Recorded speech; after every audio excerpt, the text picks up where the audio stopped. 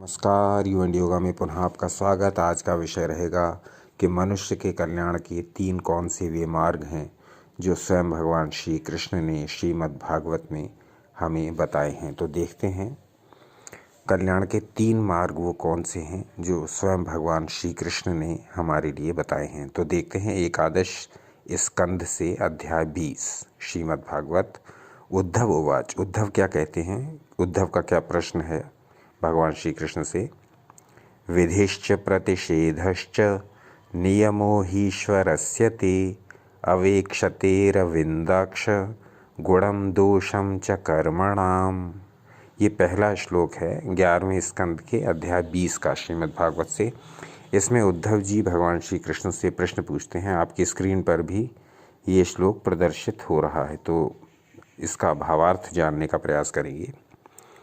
परम भक्त उद्धव ने भगवान श्री कृष्ण से कहा कि हे भगवान, आपकी आज्ञा रूपी श्रुति, विधि और निषेध भेद सूचक कर्मों के दोष, गुण, शुद्धि, अशुद्धि, स्वर्ग, नरक, इन सब का वर्णन करती है। यह तो ठीक है, परंतु इस विषय में मेरा मन शंकास्पद है। मेरे मन में कुछ जिज्ञासाएं शेष हैं। मैं मानता हूँ कि आपके वाक्य वेद ही अज्ञात विषय को ज्ञात कराते हैं। वाक्य वेद ही, देखिए क्या कहा उद्धव जी ने, आपके वाक्य वेद यानी आपका जो वचन है वही वेद है। तो इससे ये स्पष्ट होता है कि भगवान श्री कृष्ण में पूर्ण श्रद्धा थी उद्धव की, इसीलिए उन्होंने उनके वाक्यों को ही वेद वाक्य कहा। तो आगे कहते हैं, आपके वाक्य वेद ही अज्ञात विषय को ज्ञात कराते हैं और अदृष्ट स्वर्ग तथा साध्य और साधन की उपलब्धि भी वेद से ही होती है। किंतु दुविधा के कारण मेरा मन भ्रम में है, इसलिए कृपया पूर्ण स्पष्टता से परम कल्याण का मार्ग कहिए। पूरी स्पष्टता से ये बताइए कि वास्तव में मनुष्य के कल्याण का क्या मार्ग है, क्योंकि बहुत सारे जो आपने वचन मुझे बताए हैं, मुझसे कहे हैं, उनसे मेरी संतुष्टि तो हुई है, परंतु उनमें से कई मिले जुले वचनों से, जैसे अर्जुन के साथ हुआ था, मेरी बुद्धि भ्रमित सी हो गई है और मैं आपसे पूर्ण स्पष्ट रूप से इस परम कल्याण के मार्ग के बारे में जानने का इच्छुक हूँ। सो हे भगवान, मनुष्यों के लिए जो परम कल्याणकारी मार्ग हो उसका स्पष्ट विस्तार से वर्णन कीजिए, जिससे कि ये पूर्णतः मेरी समझ में आ जाए, मेरी दुविधा दूर हो जाए और मैं उस कल्याण के मार्ग का पथिक बनता हुआ अपने इस मानव जीवन में जन्म लेने को साकार कर सकूं। तो ये था उद्धव जी का प्रश्न। इसके उत्तर में जो भगवान श्री कृष्ण कहते हैं, अब आपके समक्ष वो प्रस्तुत है। श्लोक संख्या हमने लिया है ये 6, 7 और 8 से। श्री भगवानवाच, श्री भगवान का वचन। तो 6, 7 और 8 श्लोक हैं। ये देखिए आपकी स्क्रीन पर भी प्रदर्शित हो रहे हैं, इनको नोट कर सकते हैं अथवा श्रीमद् भागवत को क्रय करके वहाँ से पढ़ सकते हैं। तो आपके समक्ष इन श्लोकों को खोलने का प्रयास करेंगे, इनके भावार्थों को आपके साथ शेयर करने का प्रयास करेंगे कि इन भावार्थों में क्या संदेश छुपे हुए हैं। तो देखते हैं श्रीमद् भागवत के एकादश स्कंद के अध्याय 20 श्लोक संख्या 6, 7 और 8। श्री भगवान वाच। योगास्त्रयो मया प्रोक्ता नृणां श्रेयो विधित्सया ज्ञानं कर्मं च भक्तिश्च सोपायोन्योस्ति कुत्रचित्। क्षमा करें, यहाँ सोपायु उच्चारण हो गया है, जबकि है ये नोपायु। आगे चलते हैं। निर्विण्णानां ज्ञान योगो न्यासिनामिह कर्मसु तेष्व निर्विण्ण चित्तानां कर्म योगस्तु कामिनान्। ये हो गया 7वां श्लोक। यदृच्छया तत्कथादौ जातशब्दस्तु यः पुमान् न निर्विण्णो नातिशक्तो भक्ति योगोस्य सिद्धदः। तो जहाँ 8वां श्लोक हुआ ये हुए श्लोक संख्या 6, 7 और 8। तब भगवान श्री कृष्ण बोले कि हे उद्धव सुनो, मनुष्यों के परम कल्याण के लिए मैंने ज्ञान योग, कर्म योग, भक्ति योग ये 3 उपाय कहे हैं। इन तीनों के अतिरिक्त मुझसे मिलने का और कोई मार्ग मनुष्यों के कल्याण का कहीं नहीं है। योगस्त्रयो मया प्रोक्ता। योगस्त्रयो 3 प्रकार के मैंने योग कहे हैं, जो कि हैं ज्ञान योग, कर्म योग और भक्ति योग। ज्ञानम कर्मम च भक्तिश्च। और बाद में ये भी कह दिया नोपायो न्योस्ति कुत्रचित। इनके अतिरिक्त और कोई उपाय नहीं है। इन तीनों उपायों के अतिरिक्त अन्य कोई भी उपाय नहीं है। तो स्पष्ट कह दिया गया है श्रीमद् भागवत में भगवान श्री कृष्ण द्वारा ही कि ज्ञान योग द्वारा, कर्म योग द्वारा अथवा भक्ति योग द्वारा ही ईश्वर को प्राप्त किया जा सकता है। इस संसार के दुख जाल से छूटा जा सकता है, अन्य कोई उपाय नहीं है। 6ठे श्लोक में स्पष्ट कह दिया गया है नोपायो न्योस्ति कुत्रचित। तो अब ज्ञान योग, भक्ति योग और कर्म योग क्या है, इसके बारे में भी स्पष्ट कर देते हैं भगवान श्री कृष्ण। और इसको उन्होंने स्पष्ट कर दिया है श्लोक संख्या 7 में और 8 में। तो देखते हैं किस प्रकार से स्पष्ट किया गया है। जिनको किसी भी प्रकार की कोई कामना नहीं है, जो कर्मों को दुख रूप समझकर त्याग करते हैं और मेरे ज्ञान में संलग्न होते हैं, ऐसे वैराग्यवान निष्काम पुरुषों के लिए ज्ञान योग है।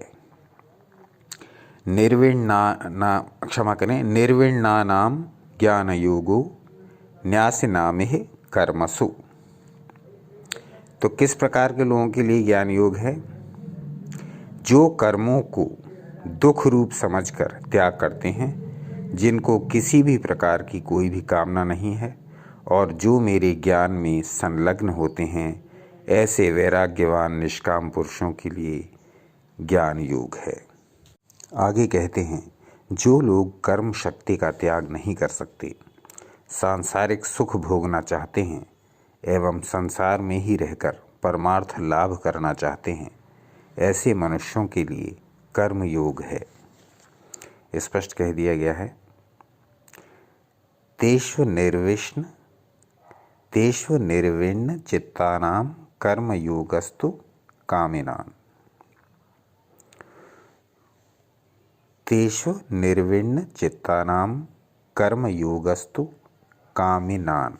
स्पष्ट कह दिया गया है कि जो लोग कर्म शक्ति का त्याग नहीं कर सकते, सांसारिक सुख भोगना चाहते हैं एवं संसार में ही रहकर परमार्थ लाभ करना चाहते हैं, ऐसे मनुष्यों के लिए कर्म योग है।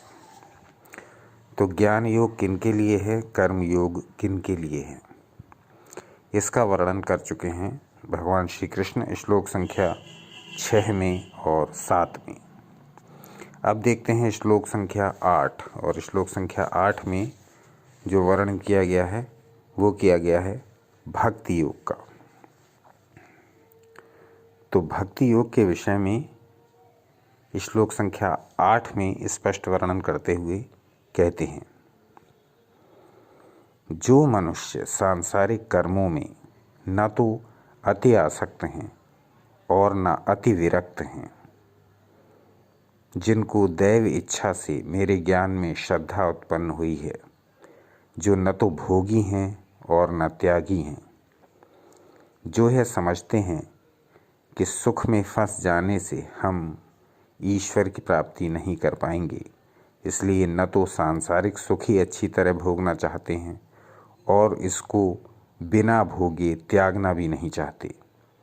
अर्थात जो लोग संसार का आनंद सुख ही सुख भोग कर मर मिटना भी नहीं चाहते और न सारे सुख को विसर्जन करके भिखारी की तरह जीवन जीना चाहते हैं, वरन संसार में ही रहकर मुझे पाने की इच्छा से मेरी कथा सुनना चाहते हैं उन लोगों के लिए मेरा भक्ति योग ही सिद्धिदायक है। नातिशक्तो भक्ति योगो स्य सिद्धिदः, स्पष्ट कह दिया गया है 8वें श्लोक में। तो ये हमने श्लोक लिए हैं, श्लोक संख्या 6, 7 और 8 श्रीमद् भागवत के एकादश स्कंद के अध्याय 20 से। तो इसमें इन 3 श्लोकों में भगवान श्री कृष्ण ने स्पष्ट वर्णन कर दिया है कि कौन कौन से 3 मार्ग परम कल्याणकारी हैं और कौन कौन से 3 मार्गों से हम अपनी रुचिपूर्वक, अपनी श्रद्धापूर्वक अपने मार्ग का स्वयं चुनाव करें। हमें ज्ञान योग के मार्ग पर चलना है, हमें भक्ति योग के मार्ग पर चलना है, हमें कर्म योग के मार्ग पर चलना है। तो जैसी जिसकी प्रवृत्ति हो, जैसी जिसकी रुचि हो, जैसी जिसकी श्रद्धा हो, ये भगवान श्री कृष्ण ने 3 मार्ग बता दिए गए हैं भगवान श्री कृष्ण द्वारा। तो इन 3 मार्गों में से जैसी हमारी प्रवृत्ति है, जैसी हमारी रुचि है, हम उसी मार्ग का चयन करें। चाहे तो हम ज्ञान योग का चयन करें, चाहे तो हम कर्म योग का अथवा भक्ति योग का, लेकिन तीनों ही मार्ग परम कल्याण की प्राप्ति कराने वाले हैं, परम पिता की प्राप्ति कराने वाले हैं, संसार रूपी दुख से छुड़ाने वाले हैं, मोक्ष की प्राप्ति कराने वाले हैं और इस मानव जीवन में जन्म लेने को सफल बनाने वाले हैं। तो ये 3 मार्ग विशेष हैं जिनका वर्णन भगवान श्री कृष्ण ने श्रीमद् भागवत में भी कर दिया है और श्रीमद् भगवद गीता में भी कर दिया है। श्रीमद् भगवद गीता में बहुत विस्तार से इन योगों का वर्णन है, भक्ति योग का, ज्ञान योग का, कर्म योग का। तो ये जो वर्णन है, जो श्रीमद् भगवद गीता में भगवान श्री कृष्ण ने विस्तार से किया है, यदि आप कमेंट करें तब इन अलग अलग भक्ति योग, ज्ञान योग और कर्म योग पर अलग अलग वीडियोस अवश्य बनाएंगे और आपके समक्ष प्रस्तुत करने का प्रयास करेंगे। तो कमेंट करके बताइए कि क्या अलग अलग योग पर अलग अलग वीडियोस देखना पसंद करेंगे, तब उसको अपलोड किया जाएगा। अभी तो इसी चर्चा को आगे बढ़ाते हैं और देखते हैं कि भगवान ने अब आगे इस वाणी को क्या विस्तार दिया है। तो अब हम आ जाते हैं श्लोक संख्या 9 पर, 10 पर, 11 पर और 19 पर। तो देखते हैं इन श्लोकों में हमें क्या बताने का प्रयास किया गया है। तो श्लोक संख्या 9 पर दृष्टि डालते हैं पहले और देखते हैं। तावत् कर्माणि कुर्वीत न निर्विद्येत याशता, क्षमा करें, न निर्विद्येत यावता मत्कथा श्रवणादौ वा श्रद्धा यावन्न जायते। ये 9वां श्लोक। अब देखते हैं इसमें क्या कहा गया।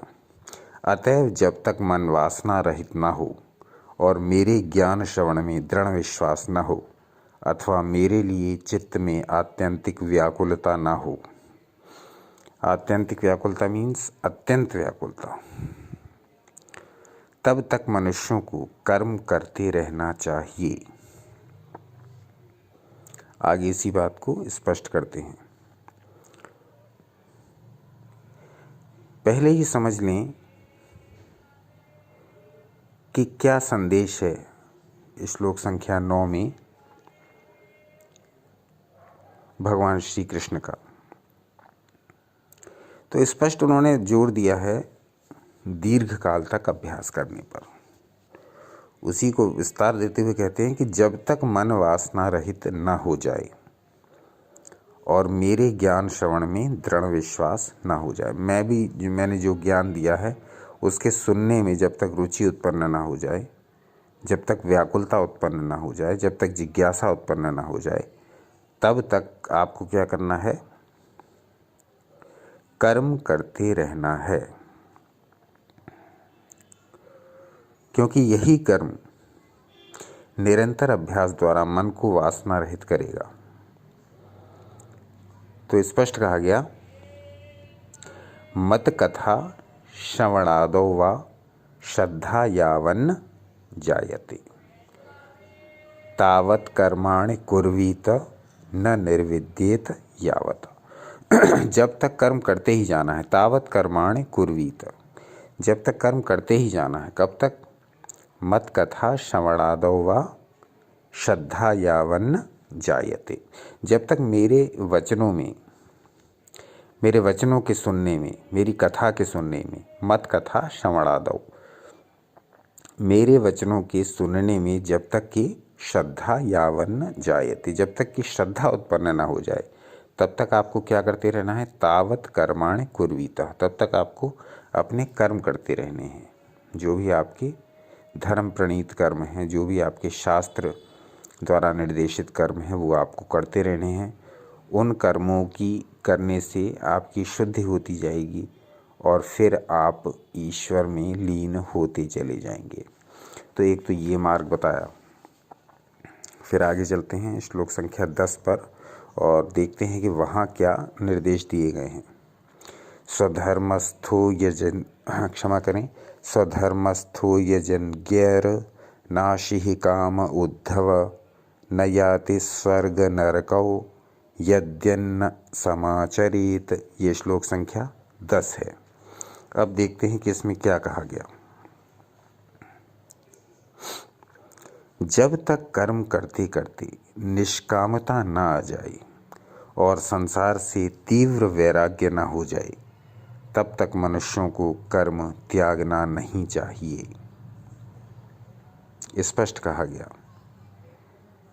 कि जब तक कर्म करते करते निष्कर्मता ना आ जाए। निष्कर्मता आने का अर्थ ये है कि जब तक कर्मों में आपकी आसक्ति बनी हुई है तब आप कितने भी कर्म करते जा रहे हैं, उन कर्मों का ईश्वर से कोई संबंध नहीं। जब तक आपने उनको ईश्वर को समर्पित नहीं किया है, जब तक आपने अपने मन और अपने कर्मों को, अपने शरीर को जब तक आपने ईश्वर के समर्पित नहीं किया है, तब तक आप लाख कर्म कर लें, उनका किसी भी प्रकार से ईश्वर से जुड़ाव नहीं हो पाएगा। लेकिन जब आप निष्काम रूपी कर्म करेंगे, केवल कर्म को करेंगे परंतु उसमें आसक्ति न रखेंगे, तब वैराग्य उत्पन्न होगा और तब ही परम पथ की ओर हमारे कदम बढ़ेंगे। तो कहा गया स्वधर्मस्थो यजन गैर नाशिहि काम उद्धव।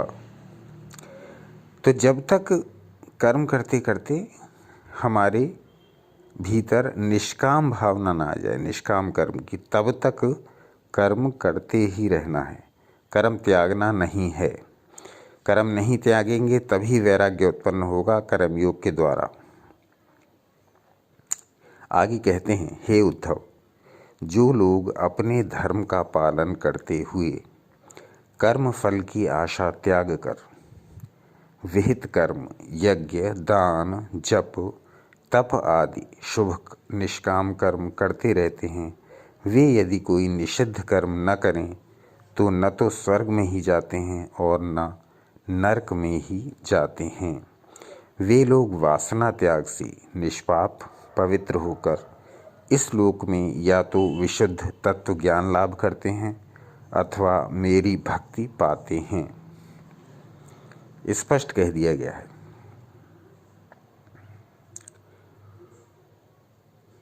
न याति स्वर्ग नरकौ, न स्वर्ग को जाते हैं न नरक को जाते हैं, तो फिर कहाँ जाते हैं? मेरी भक्ति पाते हैं, यानी ईश्वर में लीन हो जाते हैं। तो स्पष्ट कह दिया गया है। आगे कहा गया, कर्म परिणामी हैं और उनसे प्राप्त होने वाला ब्रह्मलोक आदि भी विकारवान होने के कारण अमंगल रूप ही है। अब ये कहा गया है श्लोक संख्या 19 में, कर्मणा परिणाम। तो कर्मों का जो परिणाम है और उनसे प्राप्त होने वाले जो लोक हैं वह भी तो अस्थिर ही हैं।